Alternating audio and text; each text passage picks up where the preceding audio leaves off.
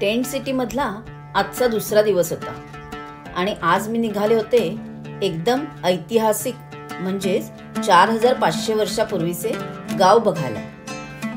आणि बरं का, तिथे जायचा रस्ता सुद्धा साधा सुद्धा नव्हता, तो होता रोड टू हेवन।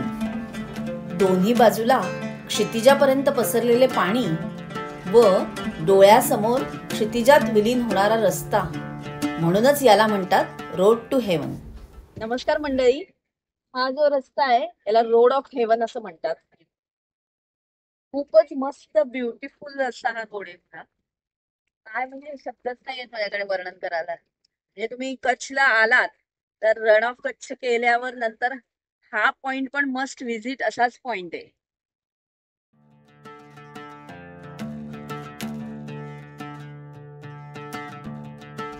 ह्या सुंदर रस्त्यावरून परतताना आम्हाला फ्लेमिंगो दिसले, तर फ्लेमिंगो बघण्यासाठी हा लॉग शेवटपर्यंत नक्की बघा आणि आवडला तर लाईकही करा।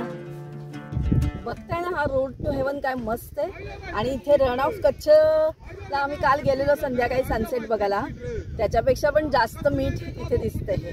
रोड ऑफ हेवनला 2 ठिकाणी थांबवतात, एक जिथे पाणी आहे तिथे त्या रोडवर, आणि ह्या साईडला सगळं मीठ आहे, खूपच मस्त।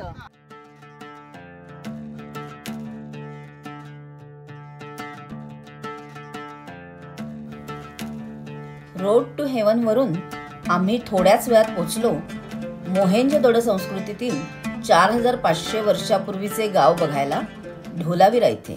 साइट है सामने है कि उन्होंने जैसे यहाँ पे टाउन प्लानिंग की थी इन्होंने बसने के लिए, तो ये साइट ज़्यादातर रेन वाटर के ऊपर डिपेंड थी। ये साइट है ना, रेन वाटर हार्वेस्टिंग का काम किया गया यहाँ पे। और ये साइट का है ना अभी तक 20% एक्सक्यूशन हुआ है, 80% अभी बाकी है। ये साइट है 250 एकड़ में फैली हुई है, 250 एकड़ में फैली हुई है। और यहाँ पे हड़प्पावासी एक बार नहीं 7 टाइम बाद आते हैं, 7 स्टेप में यहाँ पे रहने आते हैं। 7 स्टेप में ये साइट बर्बाद हुई है, एकदम फिनिश हुई है। 7 टाइम साइट बसी है और 7 टाइम में फिनिश हुई है ये। तो 7 बार लोग यहाँ पे रहने के लिए आते हैं, 1500 साल तक लोग थे यहाँ। ये साइट है 3 टाउन में प्लानिंग की गई है, लोअर टाउन, मिडिल टाउन और अपर टाउन, जिसे हम सिटाडेल बोलते हैं। अपर टाउन को सिटाडेल या कैसल भी बोला जाता है। तो ज़्यादातर जो एक्सक्यूशन साइटें हुई है ना, इसमें से लोअर टाउन और अपर टाउन ही प्राप्त हुए। सिटाडेल मतलब धौलावीरा की साइट ऐसी जहाँ से मिडिल टाउन प्राप्त हुआ है। चलो आ जाइए। चोहीकडून रणाने वेढलेल्या खादेर बेटावर ही साईट आहे। मनहर व मनसर अशा 2 छोट्या नद्यांच्या मध्ये हे गाव वसले होते। फक्त पावसाळ्यात वाहणाऱ्या या 2 नद्यांचे पाणी अशा 16 रिझर्वायर मध्ये साठवले जायचे।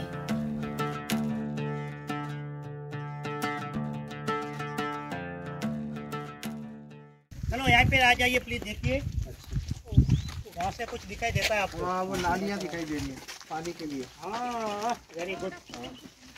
तो ये सैंडस्टोन है, सैंडस्टोन के अंदर इन्होंने वॉल किया है, राउंड शेप में वॉल किया है सैंडस्टोन के अंदर। फिर बंद हो जाती थी, उनके पास लाइन पाइपलाइन वगैरह कुछ नहीं था पहले, तो उनको आगे सप्लाई के लिए कुछ चैम्बर चाहिए ना, इन्होंने ये चैम्बर बनाई है। इन्हें ऊपर अभी थोड़ा बहुत प्रिजर्व किया आर्कोलॉजी के लिए। सीमेंटिंग दिख रहा है आपको, वरना सीमेंटिंग नहीं है। यहाँ से देखेंगे ना स्टोन नहीं दिखेगा हमको, यहाँ पे भी स्टोन है, पूरा स्टोन है। तो यहाँ पे ऊपर भी स्टोन रख देते पैक भी हो जाए, तो यहाँ से पूरा पानी अंदर जाता है। ग्रेन को सेव करते थे, अनाज को सेव करते थे ये लोग यहाँ पे। अनाज को, जो हड़प्पा के बारे में हम लोग स्टडी करते हैं ना, हड़प्पा के बारे में कहीं भी स्टडी करो आप लोग, तो ग्रेनरी हर जगह से कॉमन मिली है। तो ये हमें 4 जो है ग्रेनरी मिली हुई है, और भी आगे शायद हो सकती है, एक्सक्यूशन होगा तो और भी शायद मिले हमें, बट अभी तक हमें 4 मिली हुई है। तो ये हमारी वेल है, वेल। तो इन्होंने हजारों साल पहले सिस्टम ये अपनाई हुई थी कि अगर यहाँ पे पानी लाना है तो हमें इतनी गहरी वेल करनी पड़ेगी, इतना गहरा वो रिजर्वायर है। तो नीचे जमीन में से रिचार्ज होकर पानी आता है और एकदम क्लीन पानी होता है, नीचे पीने के लिए प्राप्त होता है यहाँ से, तो उनको नीचे जाना ना पड़े। तो यहाँ से फिर भारी मात्रा में पानी निकाला जाता है। तो लेदर की कोस्ट होती है, उससे बेल के साथ, बेल को ज्वाइन करते हैं, यहाँ से बेल के साथ यहाँ पे निकाला जाता है। और पानी को यहाँ से अंडरग्राउंड कनेक्शन है जो पूरा बाजू में रिजर्व में जाता है, वहाँ पे पीने के लिए प्राप्त करते हैं। फिर आता है 7 स्टेप में जो लेट हड़प्पा, उन्होंने यहाँ पे इन्होंने घर बना दिया। फिर वो लोग यहाँ पे सन की रिफ्लेक्शन के ऊपर टाइम टेबल का सेटिंग किया। तो सन का रिफ्लेक्शन कितना ना, उससे वो टाइम देख सकता था, वो पता चलता था कि टाइम कितना हुआ। याच ठिकाणी उत्खननात सापडलेल्या वस्तूंचे संग्रहालय पण बघण्यासारखे आहे। याच उत्खननात जगातील सर्वात जुना बॅनर इथे सापडला असून 10 खुणा किंवा अक्षर असलेल्या या बॅनरचा किंवा साइन बोर्डचा अर्थ अजूनही कळलेला नाही। अशा सुंदर ऐतिहासिक व नयनरम्य सफरीवरून आम्ही परत निघालो टेंट सिटीकडे। मंडळी काय मस्त वाटते ते, इथे फ्लेमिंगो आहेत हे सगळे।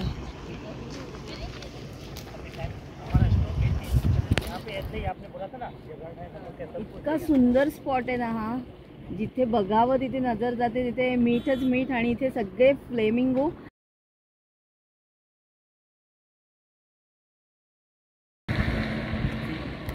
हळूहळू चालते, मगाशी तर एकदम स्टँड अँड स्टील होते, जसं काय पुतळाच आहे एखादा।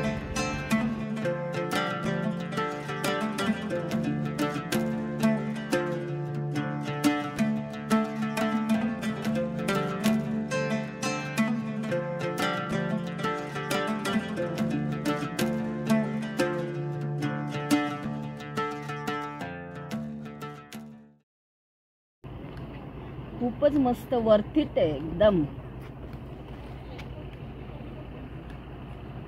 जबरदस्त। खरंच कच्छ नाही देखा तो कुछ नाही देखा, मस्त वाटतंय या स्पॉटला। रण ऑफ कच्छला जर तुम्ही येणार असाल तर तुमच्या आयटनरीत रोड टू हेवन असायलाच पाहिजे।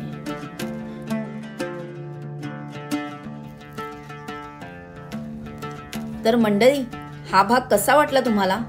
आवडला तर नक्की लाईक करा। आता पुढच्या भागात बघूया हायेस्ट पॉइंट ऑफ कच्छ म्हणजेच काला डोंगर।